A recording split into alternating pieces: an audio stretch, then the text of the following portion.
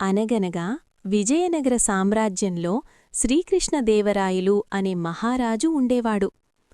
ఒకసారి ఆ రాజ్యంలో ఎలుకల బెడద బాగా పెరిగిపోయింది. ఎలుకలు ఇండ్లల్లోకి దూరి బట్టలు, ధాన్యం అన్నీ కొరికేస్తూ ప్రజలను బాగా ఇబ్బంది పెడుతున్నాయి. అప్పుడు రాజుగారికి ఒక ఆలోచన వచ్చింది.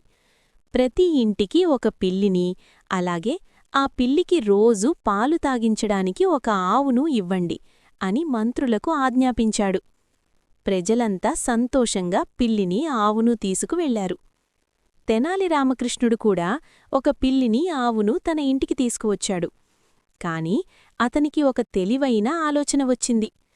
ఆవు పాలు పిల్లికి పోసే బదులు తన పిల్లలకు ఇస్తే వాళ్లు బలంగా తయారవుతారు కదా అని అనుకున్నాడు.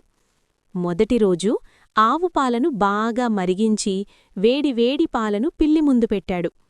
పిల్లి ఆకలితో గబగబా వెళ్లి పాలు తాగబోయింది.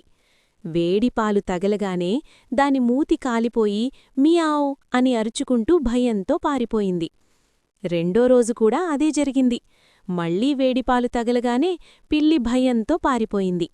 అలా అప్పటినుంచి పిల్లికి పాలంటేనే భయం పుట్టింది. తెల్లటి పాలు ఎక్కడ కనిపించినా ఆమడ దూరం పారిపోయేది. రామకృష్ణుడు రోజూ ఆవుపాలు తన పిల్లలకు ఇచ్చేవాడు.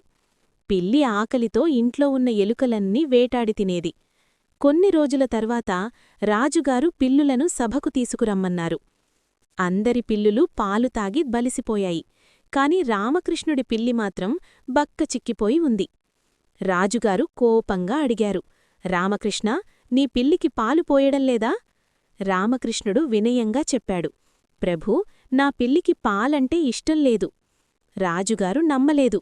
వెంటనే పాలు తెప్పించి పిల్లి ముందు పెట్టారు. పాలు చూసిన వెంటనే పిల్లి భయంతో అక్కడినుంచి పారిపోయింది. అప్పుడు రామకృష్ణుడు అసలు నిజం చెప్పాడు. పిల్లి పాలు తాగి బద్ధకంగా ఉంటే ఎలుకలను ఎలా పట్టుకుంటుంది ప్రభూ? రామకృష్ణుడి తెలివికి రాజుగారు పకపక నవ్వారు. ఎలుకల బెడద తొలగించినందుకు అతనిని మెచ్చుకొని బహుమతులిచ్చారు.